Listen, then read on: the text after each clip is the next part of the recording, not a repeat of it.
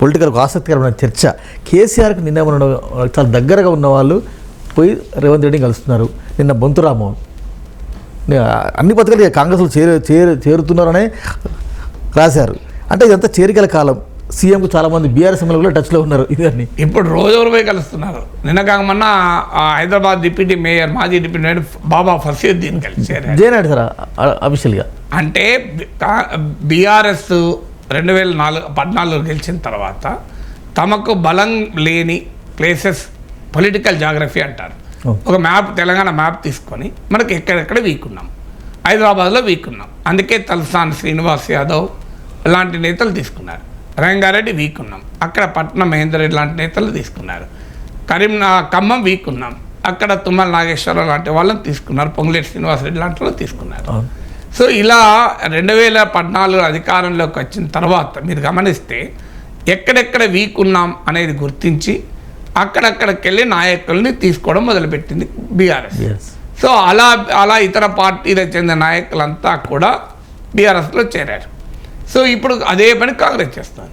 కాంగ్రెస్ పార్టీకి ఎక్కడెక్కడ రేవంత్ రెడ్డి కూడా పొలిటికల్ జాగ్రఫీ తెలంగాణ మ్యాప్ ముందు పెట్టుకొని మనం ఎక్కడ వీక్ ఉన్నాం. ఇప్పుడు ఖమ్మం జిల్లాలో బలంగా ఉన్నారు కనుక అక్కడ ఎవరు చేర్చలేరు, ఎవరు చేర్చుకుంటలేరు గమనిస్తే. కానీ ఎక్కడ వీక్ ఉన్నాం, మనము హైదరాబాద్లో వీక్ ఉన్నాం. ఎందుకంటే కాంగ్రెస్ పార్టీకి హైదరాబాదు, రంగారెడ్డి, గ్రేటర్ హైదరాబాద్లో ఒక్క సీట్ ఏమో వచ్చినట్టుంది, ఏమేం రాలేదు. సో ఇక్కడ ఎవరిని కలుపుకోవాలి, ఎవరు కలిసితే వాళ్ళని కలుపుకుంటూనే ఉంటారు. అందువల్ల జిహెచ్ఎంసీ ఎన్నికలలో కాంగ్రెస్ గెలవాల్సి ఉంటుంది. ఇప్పుడు టీఆర్ఎస్ పరిస్థితి ఇప్పుడు అదే కదా. ఒక దశలో ఉద్యమ కాలంలో జిహెచ్ఎంసీ ఎన్నికలు బాయ్కాట్ చేసింది టీఆర్ఎస్. అలాంటిది 99 సీట్స్ గెలుచుకుంది. ఎట్లా సాధ్యమైంది? ఇలా అందరూ చేరితేనే కదా సాధ్యమైంది. సో ఇప్పుడు కూడా ఏంటంటే కాంగ్రెస్ లాస్ట్ జిహెచ్ఎంసీ ఎన్నికల్లో 2 సీట్లు వచ్చాయి. నెక్స్ట్ జిహెచ్ఎంసీ ఎన్నికల్లో వాళ్ళు 100 సీట్లు టార్గెట్ చేస్తారు.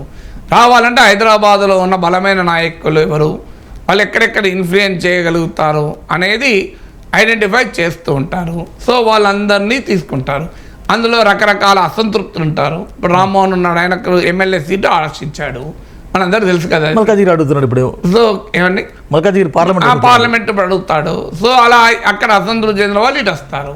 సో అలా ఇప్పుడు వీళ్ళు ఒక్కరే కాదు, చాలామంది ఈవెన్ గత తెలుగుదేశం నేపథ్యం ఉన్న వాళ్ళు, గత కాంగ్రెస్ నేపథ్యం ఉన్నవా హైదరాబాద్కు చెందిన ఎమ్మెల్యేలకు కూడా రేవంత్ రెడ్డితో టచ్లో ఉన్నారు. ఇప్పుడు మీకు రాజ్యసభకు 3వ అభ్యర్థిని పెడితే తేలిపోతుంది వ్యవహారం. సో 3వ అభ్యర్థిని పెట్టారంటేనే మనకు అర్థమవుతుంది. ఇక అప్పుడు టీఆర్ఎస్కి మాత్రం కేసీఆర్ మాకు చెప్పేళ్ళండి అని అన్నాడు. అలాగే మరి రామ్మోహన్ చెప్పిండో చెప్పలేదో తెలియదు. అలాగే మీరు పబ్లిక్గా కలవండి, ప్రైవేట్ కలవకండి అంటున్నారు. సో ఎమ్మెల్యేలు కలుస్తానో వాళ్ళకి కారణం చెప్తున్నారు, మా కాన్స్టిట్యున్సీ సమస్యలు తీసుకుని పోయామని. మనం మేయర్ కలిసారండి, విజయలక్ష్మి మేయర్ గారు. అంటే అదే ఇప్పుడు అంటే మేయర్ సీఎం అనేది ఒక డిఫరెంట్ థింగ్. ఇప్పుడు మేయరే చేరాలి అంటే ఇక కేశవరావు చేరాలి. సో అందువల్ల ఎవరు చేస్తారు? ఇప్పుడు పరిస్థితి ఏంటి, ఎందుకు కలిసిన టెన్షన్ అయితే మొదలైంది. ఇప్పుడు మనకు ఊర్లో దొంగలు పడతారని వార్తలు వస్తే, సో ఎవడు తలుపు కొట్టినా పిల్లి తప్పడైనా కూడా అమ్మ దొంగ అంటారు. సో మా ఊర్లో చిన్నప్పుడు చూసేవాళ్ళం, దొంగలు పడుతున్న సీజన్లో మా నానమ్మలు పోతే టెన్షన్ ఏ సౌండ్ వచ్చినా అమ్మో దొంగలని భయం అయ్యేది. సో అట్లా భయం అవుతుంది ఇప్పుడు బీఆర్ఎస్ టెన్షన్. ఎవరు సీఎంను ఎందుకు కలిసినా, సో ఏ పనితో కలిసినా వీళ్ళు వెళ్ళిపోతారేమో అందుకే ఒక వైరాగ్యంలో కట్ చేస్తున్నారు. పోయేటోడు పోతాడు, ఉండేటోడు. అందుకే కేటీఆర్ కామెంట్ కూడా చేస్తారు కదా సార్. ఏం చేస్తారు మరి, ఈ టెన్షన్ ఎంతకాలం భరిస్తారు, బీపీ పెరుగుతూనే ఉంటుంది కదా. ఇక వాళ్ళు ప్రిపేర్ అవుతారు, పోయేటోడు పోతారు, ఉండేటోడు ఉంటుంది, సహజమే కదా. మనం కూడా అదే పని చేసినాం కదా. ఇప్పుడు బీఆర్ఎస్ వాళ్ళు చేసిన పనే కదా ఇదంతా. సేమ్ సార్ కొన్ని పథకాలు చేశాయి. కేటీఆర్ ఈ వలసలపై చేతులు ఎత్తేసారా? చేతులు ఎత్తే తప్పదు కదా, వీళ్ళు చేసిన పని కూడా అదే కదా. ఇప్పుడు వీళ్ళు ఏమి అనటట్లేదు, ఎందుకంటే ప్రజలు కూడా యాక్సెప్ట్ చేయరు. కాంగ్రెస్ పార్టీ ఎమ్మెల్యేలు ఎంతమంది లాక్కున్నారు. తెలంగాణ కొరకు రాజకీయ పునరేకీకరణ అని పేరు పెట్టాడు కదా. సో ఒరిజినల్ తెలంగాణ వాదులు మమ్మల్ని పక్కకు పెట్టి, అంటే యూటీ బ్యాచ్ ఉంటుంది, ఉద్యమ Telangana batch, OT batch, original Telangana batch. So మమ్మల్ని పక్కన పెట్టి వీళ్ళు ఇతర పార్టీల నాయకులను తీసుకొచ్చి మా నెత్తి మీద పెట్టారు. మీకు గుర్తుండే ఉంటుంది, శ్రీనివాస్ గౌడ్, నాయన నరసింహారెడ్డి బహిరంగంగా అన్నారు ఈ మాట. సో మేము ఎవరైతే మమ్మల్ని ఉరికిచ్చారో, మా మీద కేసులు పెట్టారో వాళ్ళ దగ్గరికి మేము చేతులు కట్టుకొని వెళ్ళి రిప్రజెంటేషన్లు ఇవ్వాల్సి వస్తుంది అని అన్నారు. తర్వాత శ్రీనివాస్ గౌడ్ మంత్రి అయ్యే వరకు అది మర్చిపోయాడు అనుకోండి, వాళ్ళతో కలిసి ఉన్నాడు మళ్ళీ. సో ఆయన మంత్రి పదవి ఇవ్వక ముందు అన్నమాట ఇది. మంత్రి పదవి ఇచ్చినాక మళ్ళీ వాళ్ళతోనే అడ్జస్ట్ అయిపోయాడు. Yes. సో ఆయన ఎవరి గురించి అయితే కామెంట్ చేశారు అంటే తెలుగుదేశం నేపథ్యం ఉండి కాంగ్రెస్ నేపథ్యం ఉన్న వాళ్ళ మీద కామెంట్ చేశారు, మళ్ళీ వాళ్ళతోనే కలిసి మంత్రి అయ్యాడు. మళ్ళీ మంత్రి అయిన తర్వాత పంచాయతీ ఏముంటుంది, మనం అందరం ఒకటే కదా. Yes, sir. సో అందువల్ల రాజకీయాల్లో ఎలా ఉంటుంది, బీఆర్ఎస్ చేసిన పని కేసీఆర్ చేసిన పని రేవంత్ రెడ్డి చేస్తాడు, చేస్తే నేరమవుతుందా? ప్రజలు ఏమంటారు, నువ్వు చేయలేదా అంటారు, నువ్వు చేసిన పనియే కదా అంటారు. నీవు చెప్పిన విద్య నిర్దాక్ష ఎందుకు వచ్చింది సామెత. సో కేసీఆర్ చెప్పిన విద్య ఆయన బాటలోనే వీళ్ళు రేవంత్ రెడ్డి నడుస్తున్నాడు.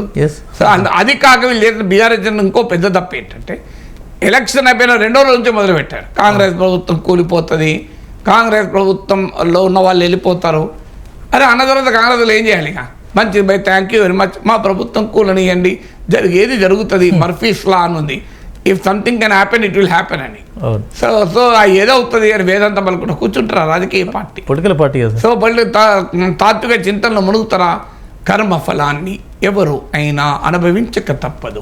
పూర్వజన్మలో కాంగ్రెస్ పార్టీ ఇలాంటి కర్మములు చేసి ఉంటుంది, ఆ కర్మముల ఫలితాలను ఇప్పుడు అనుభవిస్తోందని ఊరుకుంటారా? భగవద్గీత ఇనుకుంటా కూర్చుంటారా? రాజకీయమే చేస్తారు, ఎందుకు ఊరుకుంటారు? మీరు అన్నట్టు 3వ రాజ్యసభ సీటు పెడితే ఆ అభ్యర్థి మీద లెక్క తేలిపోతుంది. ఇప్పుడు 3వ అభ్యర్థిని పెట్టారంటే గ్యారంటీగా బీఆర్ఎస్ ఎమ్మెల్యేలను లాక్కోవడానికి, ఇక వేరేది ఏముంటుంది. సో అయితే వాళ్ళు వస్తారని కన్ఫర్మ్ అయితే 3వ అభ్యర్థిని పెడతారు, కన్ఫర్మ్ కాకపోతే 3వ అభ్యర్థిని పెట్టారు. ఎందుకంటే 3వ అభ్యర్థిని పెట్టి కాంగ్రెస్ అబాస్ పలకాలి. నిన్న కూడా కొన్ని పత్రిక హైలైట్ చేస్తున్నారు సార్, ఈ అసెంబ్లీ సమావేశాల తర్వాతే చేరికలు ఉంటాయి అది అని. అంటే ఇప్పుడు రాజ్యసభ ఎలక్షన్ ఒక ఇండికేషన్. అంటే లోక్సభ ఎన్నికలకు ముందే చేరికలు కనుక ఉంటే లోక్సభ ఎన్నికల్లో బలం ఉంటుంది అనేది ఒక ఆలోచన. అంటే లోక్సభ ఎన్నికల్లో మనము కలుపుకోవడానికి ఉపయోగపడుతుంది. లోక్సభ ఎన్నికలకు ఇప్పుడు కొన్ని సీట్లలో వీక్ ఉన్న సీట్లలో కలిసి వస్తుంది అని. ఇప్పుడు మల్కాజ్గిరి సీట్ ఉంది, మీకు సికింద్రాబాద్ సీట్ ఉంది, ఇక్కడ ఈ 2 నియోజకవర్గాల్లో బీజేపీకి అంత బలంగా ఉంటుంది, బీఆర్ఎస్కి ఎక్కువ ఎమ్మెల్యే సీట్లు వచ్చాయి. సో ఇక్కడ ఎంపీ సీట్లు గెలవాలంటే ఇక నాయకులు అవసరమే కదా. అందువల్ల లోక్సభ ఎన్నికలకు ముందే చేసి తన బలాన్ని పెంచుకునే ఆలోచన కూడా బహుశా చేయొచ్చు.